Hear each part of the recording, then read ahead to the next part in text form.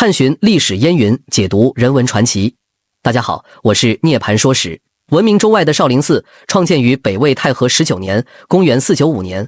北魏孝文帝拓跋宏为安顿来朝传授小乘佛教的印度僧人达陀，在与都城洛阳相望的嵩山少室山北麓敕建而成，距今也有1500多年的历史。少林寺在中国历史上的地位非常特殊，其中最著名的就是权以寺名，寺以权显，这就是因武而闻名的少林寺的最恰当的形容。而且在我国的历史上，只有少林寺出现过僧兵的组织。少林寺练武习拳，当初仅仅是为了强身健体和保卫寺产，但是自从隋末谭宗等13棍僧帮助李世民打败了地方割据势力王世充，并活捉其侄王仁泽，为灭隋兴唐立下战功以后，少林寺论兵习武的风气就得到了各个朝代的统治阶级的鼓励和利用。少林寺极盛时期占地1万余亩，僧众2000余人，其中武僧就多达500余众。到了明代，少林寺更建有僧兵的组织，并参与过明朝的抗倭战争。但是在这1500多年的历史上，少林寺也是屡遭浩劫，其中大的火烧就达到3次。今天要说的就是近代少林寺被军阀时有3部火烧的事件。本次事件发生于北洋军阀争权夺利时期，少林寺先被大炮轰击，继而被火攻，当时导致了整个少林寺化为了一片火海，僧众伤亡过半，一代名刹毁于一旦。事件发生后，全国一片哗然，不同立场的媒体新闻也是将此事持续炒作发酵，一时间众说纷纭，互相指责。那本次事件的来龙去脉到底是如何呢？今天我们就来详细聊聊那段乱世中的旧闻。我们知道，无论什么历史事件都离不开对其原因。经过和结果的记忆和理解，历史上事事不无原因，事事不无结果。今天说的这件大事，貌似是1928年的一件突发事件，但是究其原因，还得从我们往往会忽略的一个角度去寻找答案，那就是过去的寺庙，特别是这种大寺庙，它同时也是大地主。看过《水浒》的朋友应该还记得，鲁智深在五台山下想要买酒喝的时候，那卖酒的主人家说的话，小人住的房屋也是寺里的，本钱也是寺里的，长老也有法旨，但是小人们卖酒与寺里僧人吃了，便要追了小人们本钱，又赶出屋，因此只得休怪。再说少林寺，少林寺自然在庙产上是不逊于鲁智深出家的五台山文殊院的。在民国初年，少林寺拥有的耕地多达3000多亩，即使经历了战乱灾荒，到了1948年的时候，少林寺还拥有耕地2800多亩，而且少林寺还拥有10多家下院，25家门头房。门头房类似于少林寺的支派，各支派人数1000至2000人不等，既有2万余众，均由少林寺统辖。太平盛世还好说，大家按照习惯法来约束行为就是了。但是到了乱世，那可就不好说了。所以这么大的一笔庙产，自然需要人来守护。当然，冷兵器时代，一般人还是不大敢惹少林和尚的。但是现在时代不同了，功夫再高，那碰到了枪还得是白搭。所以少林寺也得考虑与时俱进，不但要练武，还得有洋枪洋炮才行。事情的起因就是从横林和尚成为少林寺主持开始。横林号云松，登封疆左宋寨人，今属伊川。光绪初年出家少林寺，潜心研习少林武功，得少林功夫精髓。后来长期任少林武僧教头，传授少林武功。民国元年1912年充任登封县僧会司僧会，也就是会长，后任少林寺当家和尚。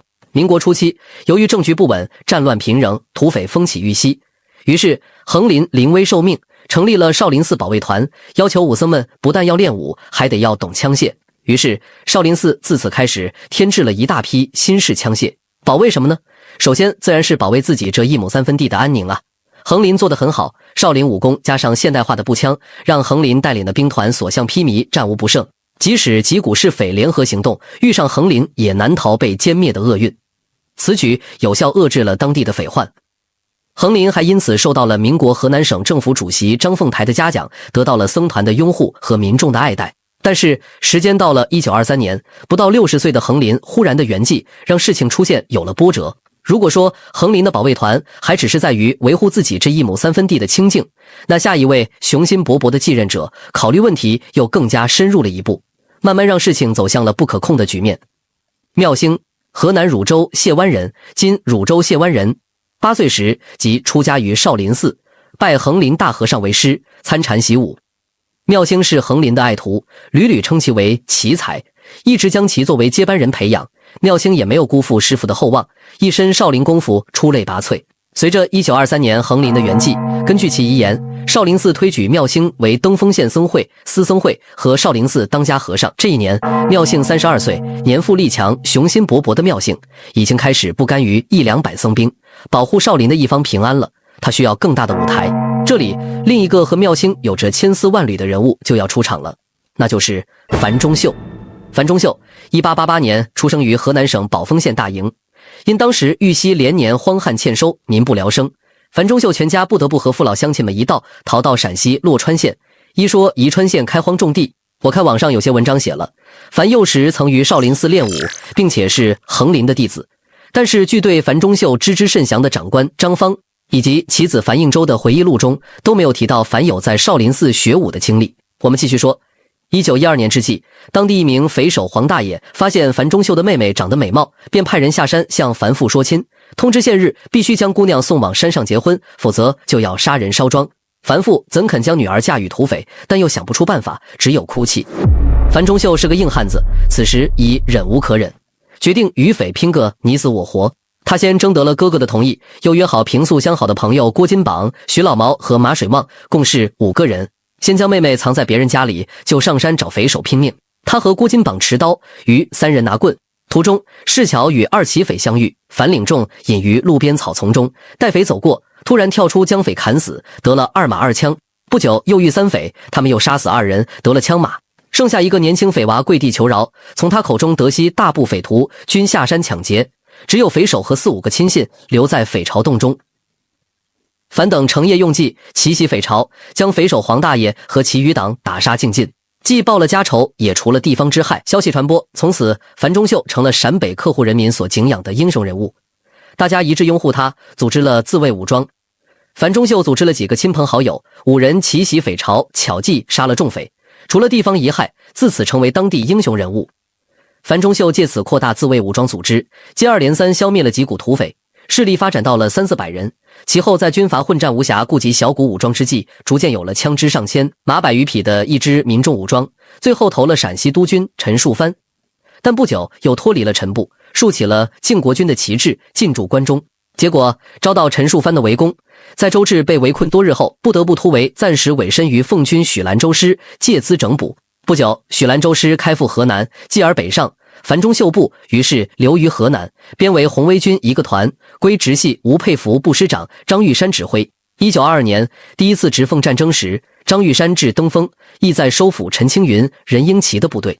也就是在这个时候，时任河南暂编第4团团长的樊钟秀和妙兴有了第一次交集。这日，樊钟秀路过少林寺休息，只见少林寺大雄宝殿残破，于是决定帮忙修补。因军务孔总无暇及此，暂捐400元，欲作购买物料之用。寺中大众感激。4年秋，吴佩孚受命为直鲁豫3省巡阅使，张玉山奉命在登封一带收编湖北第1师别动队。其第1旅旅长卢耀堂得知妙兴武功出众，寺内又藏有枪支，便极力拉拢妙兴，后以妙兴为团长，组成第1旅第1团。这样，妙兴和其少林寺的势力就加入了吴佩孚的军事集团。民国14年，1925年2月，豫西爆发了胡憨之战。陕西的刘振华派憨玉坤率军入河南，与河南督军胡景翼作战，争夺中州。胡部樊钟秀派蓝世勋运动驻偃师的憨部李慎亚倒戈。当憨部崔继华自密县退却时，妙兴率部队帮助李慎亚攻打崔继华，大大支援了樊钟秀。自此，年龄相仿的妙兴与樊钟秀关系更加密切。1926年7月，北伐战争开始。不久，国民军在南口败退。危难之时，李大钊先后3次电请冯玉祥回国，希望他收拾残局，整理旧部，配合南方的国民军北伐。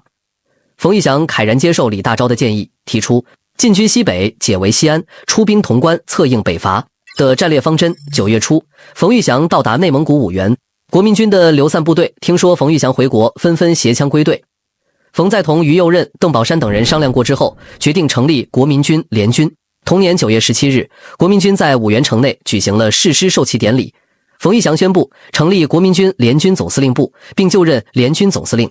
随即率部参加北伐战争，出师甘陕，11月解西安之围。紧接着，冯玉祥于陕西入河南，配合北伐军合攻河南，与张作霖、吴佩孚的军队在河南安阳、河北大名一带作战。此时，冯玉祥希望收编樊钟秀部，但是樊声称其统领的建国御军为先大元帅孙中山所封，拒绝冯玉祥改编，引起了冯玉祥的强烈不满。加之此时，樊的好友吴佩孚手下妙兴所率第一团奉命开往郑州，又调往武阳。3月6日，在与任应齐部交战中，妙兴阵亡，年仅37岁。6月，遗体由弟子体信运回少林寺，葬于寺东北山坡上。此事对樊钟秀震撼很大，而正在这个节骨眼上，陕军将领李虎臣又派人来劝其反冯。原来冯玉祥促成宁汉合流后，解散了国民革命军第2集团军驻陕总司令部，和原陕军的矛盾加深。1927年10月，陕军将领在三原开会，推举岳维俊为总司令，冯子明为渭河以北总指挥，李虎臣为渭河以南总指挥，以反对冯玉祥。冯玉祥部送哲元进攻陕军，并占领三原，渭北反冯战争以失败告终。1928年，李虎臣和胡景通、耿庄、段茂公等部决定再次发动反冯战争，遂来邀请樊钟秀共同举事。为什么李虎臣要来找樊钟秀呢？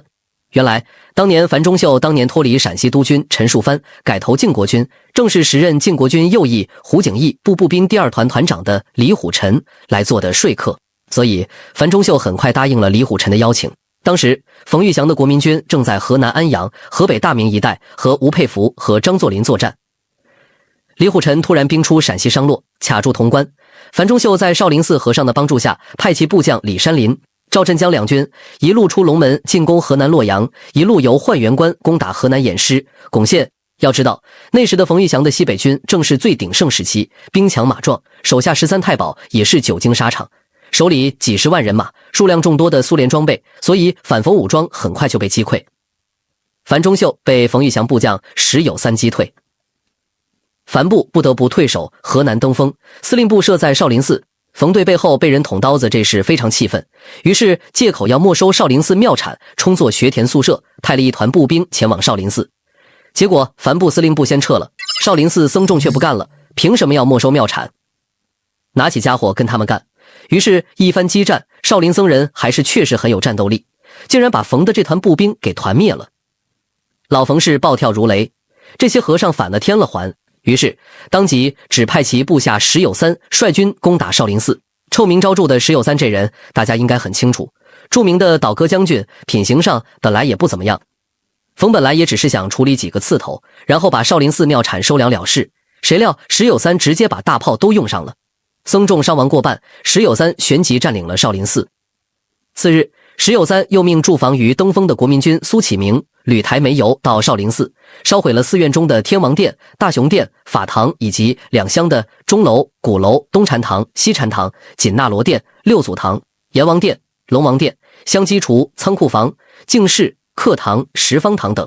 五品封怀，12米粗的7棵大柏树，4藏明代全部铜版藏经，少林寺制木刻版，为其造像碑、达摩面壁影石和所有佛堂陈设的仪仗等俱成灰烬，此历代名刹毁之于一旦。如果说横林是迫于乱世之灾，不得不担任团总，保护了自家这1亩3分地的安宁，尚可称赞的话，那么妙性及少林寺势力投靠北洋军阀，甚至亲自出任吴佩孚手下团长，参与征战，这就不但违背了佛寺清规，而且导致了后来少林寺的劫难。火烧少林寺后，接着是蒋冯大战、蒋阎冯大战，连年战乱灾荒，民生凋敝，少林寺日趋衰败，一些上层僧人纷纷离去。后来的继任者真绪大师不得不率领在寺僧众支撑门面，惨淡经营也只能是维系山门罢了。